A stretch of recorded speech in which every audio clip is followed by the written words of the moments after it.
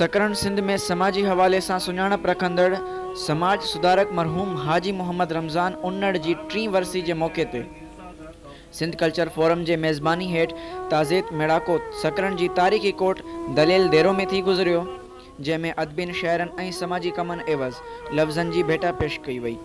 तेज़ाती मेड़ाके के Sindh culture forum के चेयरमैन सादिक लाखो, वाहिद बख्श उमरानी, पीपी अगवान असगर अली रिंद, समाजी अगवान अली शेर उन्नड़, समाजी अगवान मुर्तज़ा मलाह, सिंध सुजाग फोरम के अगवान मजीद अब्बासी, सकरण मीडिया सेंटर के सदर कुर्बान उमरानी, आबादगार अगवान रज़ा मोहम्मद चांडियो, इलाके के मोअज़्ज़ज़ शख्सियत नूर अहमद चांडियो, शिराज उन्नड़, सारंग मलाह, गुलाम फरीद उन्नड़, गुलाम हैदर उन्नड़, अदीब असगर तनहा, शमशाद मलाह, गुलामुद्दीन मलाह, खालिद कीरियो, साहिल लाको ऐं बेन ताज़ीती मेड़ाके के खिताब कयो।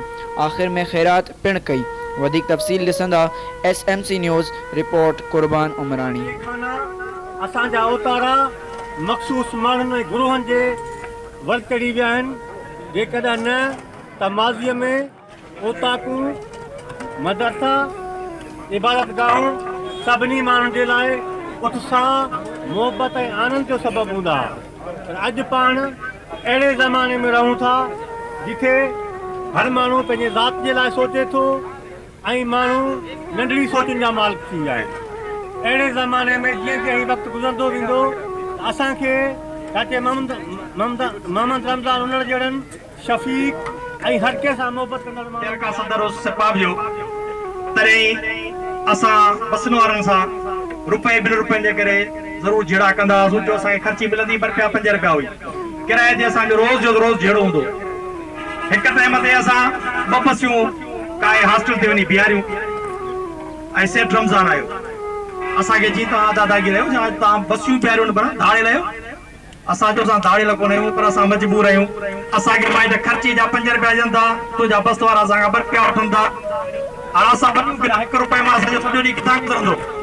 सेठ रमज़ान जो जेकॾहिं इहा ॻाल्हि आहे तव्हां खां आला ब्राज खां वठी करे हालात ताईं तव्हां खां सिर्फ़ु 50 पैसा किरायो वरितो वेंदो।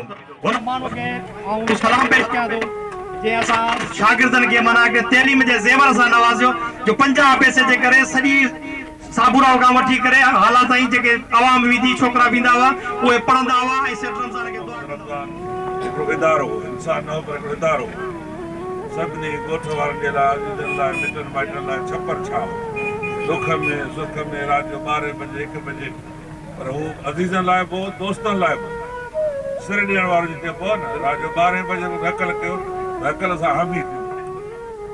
मरहूम सेठ रमज़ान उन्नड़ जा जेके बि चाहींदड़ जेके बि बिरादरी जा उहे मिट माइट इन वर्सी जे प्रोग्राम में पहुता आहिनि। उन हवाले सां सेठ रमज़ान उन्नड़ मोतबर शख्सियत हुयो ऐं संदसि किरदारु पाण मथभरो रहियो इलाक़ाई सतह ते ऐं बल्कि सिंध लेवल जी सुञाणप रखंदड़ ट्रांसपोर्ट हुजे या बिरादरी जा मसला हुजनि। चाचा रमज़ान उन्नड़ जी कहिड़ी ॻाल्हि कजे, उहो हिकिड़ो अहिड़ो छपर हो जॾहिं बि असीं मिलंदा हुआसीं कंदा हुआसीं वो ईअं असां सां माइटाणो रस्ते वांगुरु पंहिंजे वॾनि वांगुरु मिलंदो हो। हर दुख में सुख में हमेशह मुरकंदड़ शख्सियत हो।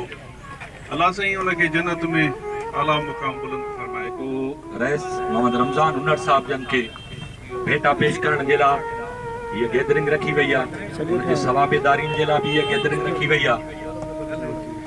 उनते मां जसितो जा संदसि पोयरनि भाइर ऐं औलाद खे ऐं गॾोगॾु जेको असांजो सिंध कल्चर फोरम जो साईं सादिक लाखो ऐं संदसि टीम खे जसो हुजे जेको वक़्तनि ब वक़्तनि सिंध जे मुख़्तलिफ़ किरदारनि खे भेटा पेश शुभ कंदा अचनि था ऐं उन्हनि किरदारनि जा जेके अमल हुया उहे तव्हां ऐं असांजे यादो ज़ाहिर बि कंदा अचनि था।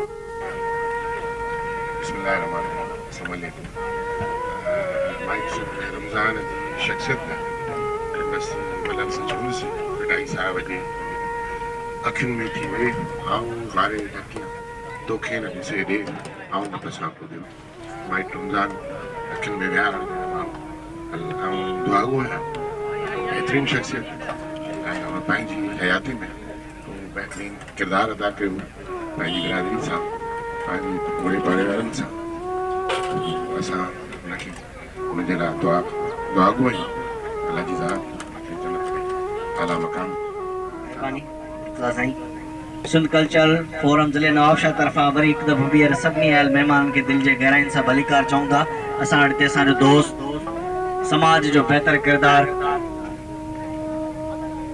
अली शेर हुनर पहुतो आहे। हुनखे बि सिंध कल्चर फोरम ज़िले नवाबशाह तरफ़ां दिलि जे गहराइनि सां भलीकार चवांसि। रमज़ान हुनर असांजी ॻोठ जी सूबा हो, सॼी सिंध में सुञात ईंदड़ शख़्सियत हो ऐं हुन ॻोठ जो नंढड़ी उमिरि जो आहियां।